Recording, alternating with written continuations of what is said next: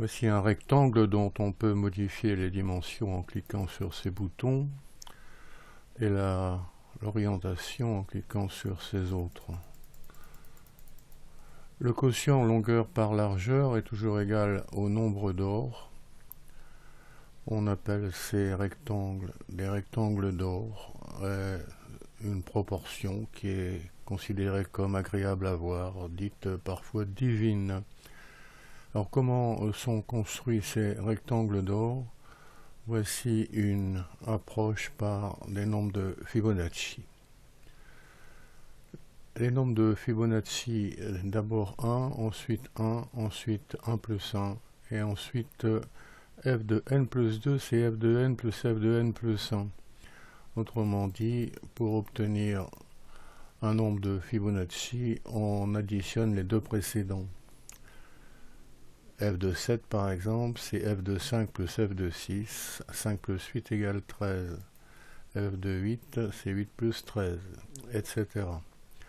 On est invité à regarder comment croissent ces nombres de Fibonacci en appuyant sur les touches du clavier ou en cliquant sur ce bouton.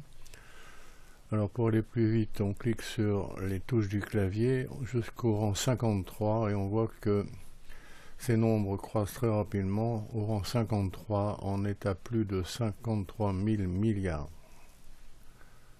À la page suivante, on introduit une autre suite G définie par G de n égale Fn plus 1 sur Fn, c'est-à-dire le quotient de deux nombres de Fibonacci consécutifs.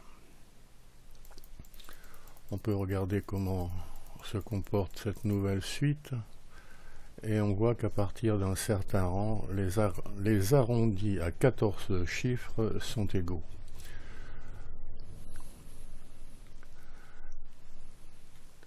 La suite G semble donc converger vers un nombre dont l'arrondi à 14 chiffres est celui qui est indiqué. Le nombre d'or phi égale 1 plus racine de 5 sur 2 a le même arrondi à 14 chiffres. On peut donc se demander si la suite G converge vers phi.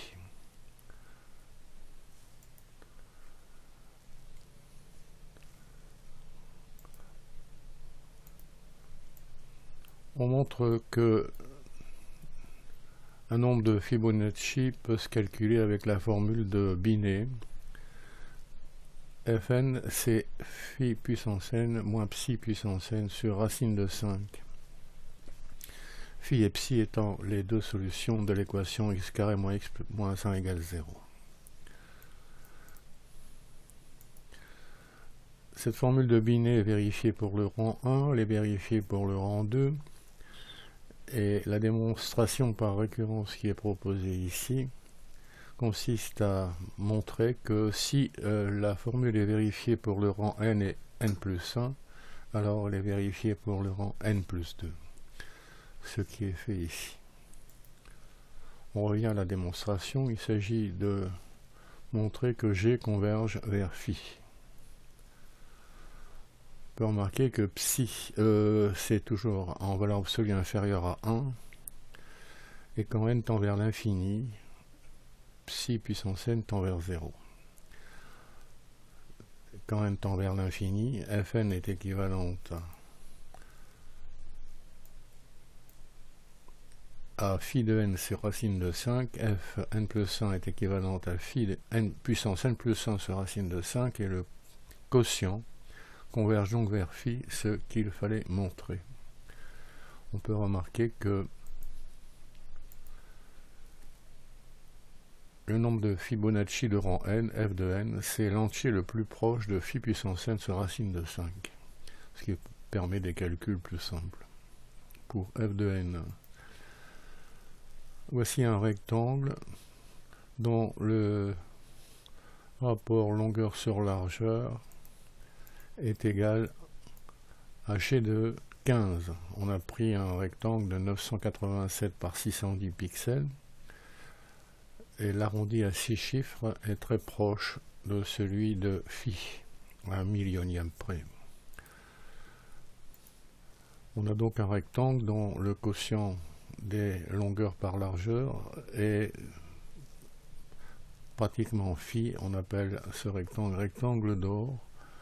Et voici une occasion de contempler ces rectangles en modifiant